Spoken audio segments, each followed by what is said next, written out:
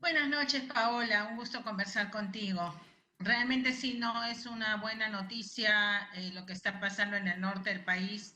Las declaraciones realmente de la ministra, ¿no? Diciendo que hay que rogar a Dios que no llueva tanto. O sea, realmente muestra un gobierno incapaz para responder a la crisis, porque obviamente es cierto, o sea, no es una percepción de la gente del interior del país de que no se han hecho las obras necesarias o las inversiones adecuadas. Hay un fracaso allí de las distintas alternativas buscadas, porque no es la primera vez que el norte del país pasa una situación como esta. Ocurrió en la época de Fujimori, ocurrió en gobiernos posteriores, ¿no? Ujú. En la época de Alan García. Eh, Ocurre permanentemente y encontramos siempre los mismos argumentos, las mismas explicaciones, las mismas sin razones, de las cuales este gobierno no hace más que reeditarlas, ¿no? Como si no tuviera la responsabilidad de responder ante la crisis. ¿Cómo va a ser este gobierno que no es, digamos, no ha mostrado mucha pericia ante las protestas, con esta protesta que se ha anunciado el 18 de abril en Piura? Eh, Se espera, digamos, que repitan estas prácticas en las cuales hay asusadores, hay cucos y no hay diálogo encima de un momento en el cual están viviendo una tragedia climática. Bueno, yo creo que efectivamente para el gobierno es un mal momento, porque si la desgracia hubiera sido el friaje, por lo menos en el sur, ¿no es cierto? Hubiera sido la misma área problemática o el mismo sector, las mismas razones, pero en este caso el tema climático ha extendido la disconformidad hacia el gobierno y los argumentos que usaron para deslegitimar las protestas del sur no van a poder ser usados ahora.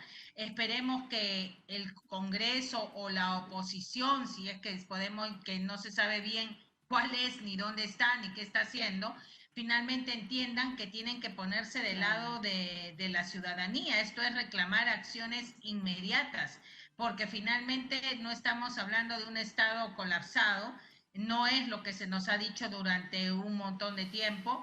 Estamos ante un gobierno ineficiente y un gobierno ineficiente que está siendo sostenido por el Congreso. Entonces, o logran que sean eficientes o también van a terminar, bueno, ya están bastante en el fondo, pero Ujú. totalmente arrastrados en esta situación en la que, sin embargo, ellos creen que están muy bien porque han logrado alejar, ¿no es cierto?, lo que es para ellos el fantasma de una elección este año.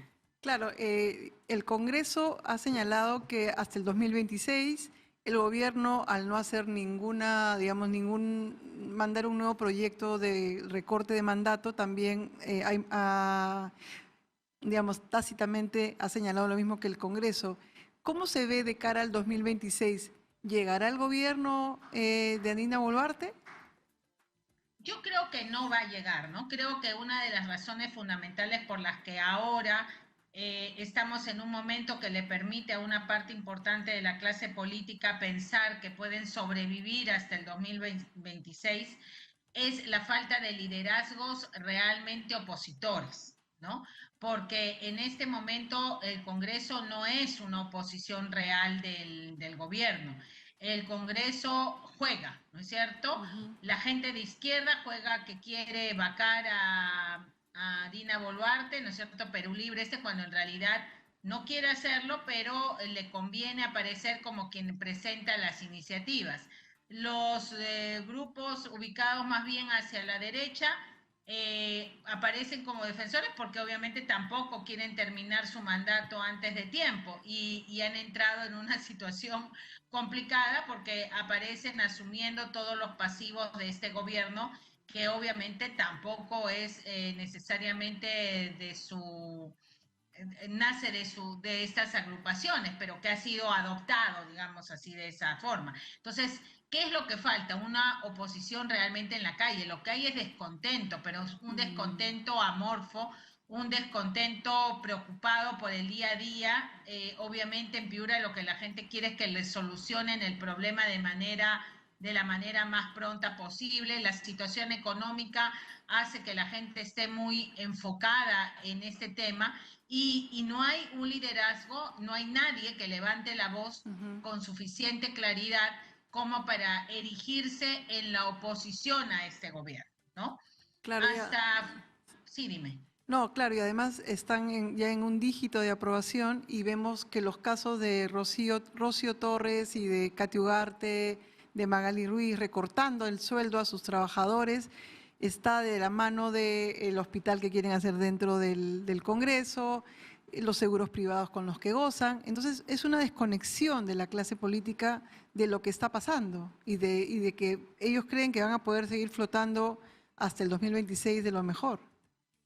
Exacto, ¿no? Y esa fantasía es compartida con el Ejecutivo, que también no se da cuenta que tiene que buscar una alternativa. Y les va a pasar lo mismo que a Castillo, ¿no? Porque Castillo finalmente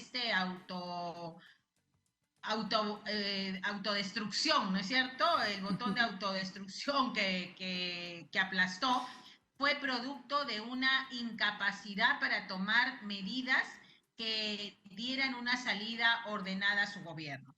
Esa situación se está reeditando hoy día. Ni el Congreso ni el actual gobierno se dan cuenta de que tienen que buscar una salida ordenada.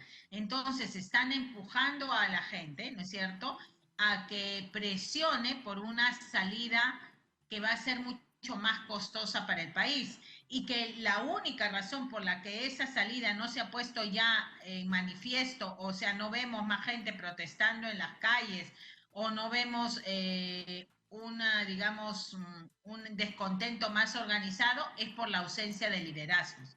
Pero Claro. los liderazgos terminan apareciendo también, o sea, no van a ser pues los senderistas, ¿no es cierto?, el narcotráfico o la corrupción, sino va a terminar apareciendo gente que logre de alguna manera encauzar esta insatisfacción que obviamente tienen la mayoría de peruanos. Una de las cosas que se han normalizado en los últimos años es la penetración, digamos, de los hechos delictivos con la política. Hoy se ha revelado, se ha hecho un allanamiento a Joaquín Ramírez, ex secretario de Fuerza Popular, que implica al partido Fuerza Popular y en el cual le han incautado aviones, casas, y nadie decía nada en el Congreso, nunca lo investigaron. Y ahora vemos que el caso era más grande de lo que pensábamos. ¿Por qué se han normalizado tanto hechos de este tamaño en el país? Bueno, recordemos que ya desde hace bastante tiempo atrás ha habido un acercamiento de algunas fuerzas políticas con sectores informales y hasta ilegales, ¿no es cierto? Hablemos, por ejemplo, de las denuncias que hubo con respecto a la minería informal o ilegal. Allí los términos a veces se confunden, de que se habló de que había financiamiento, ¿no es cierto?, de estos grupos. También se ha hablado de vinculaciones con el narcotráfico, aunque mucho menos, ¿no?, de lo Ujú. que debiera, porque definitivamente no podemos cerrar los ojos al tipo de país que somos, ¿no? O sea, la importancia que tiene el narcotráfico en nuestra economía. Y cuando muchos se preguntan por qué estamos como estamos, ¿no es cierto?, se soslaya que eso ocurre por las áreas informales y por las actividades ilegales también que terminan ingresando un montón de dinero a nuestra economía. Actuamos como si eso nunca hubiera ocurrido cuando es algo que data desde hace muchos años atrás, ¿no es cierto?, de esta vinculación entre actividades ilícitas y política, ¿no? Que no se ha venido limitando porque finalmente en el tema de los aportes, ¿no es cierto?, y las medidas que se han tomado han estado más focalizadas hacia personas, digamos, más visibles y se ha ocultado o se ha dejado de ver todo este otro sector, ¿no es cierto?, menos visible y de que se ha hablado mucho más ocasionalmente. Por ejemplo, el tema con el narcotráfico parece que se limitó únicamente a las dos candidatas que llevó Ollanta Humala, que estaban relacionados con los cocaleros, ¿no? Y una de ellas terminó presa. Sí. Pero nunca más hubo nadie más ha estado vinculado con ese sector, o sea, somos una excepción, somos muy distintos de mexicanos, de colombianos, de ecuatorianos, me parece muy difícil creer eso, ¿no? ¿Qué se viene, digamos, en las próximas elecciones?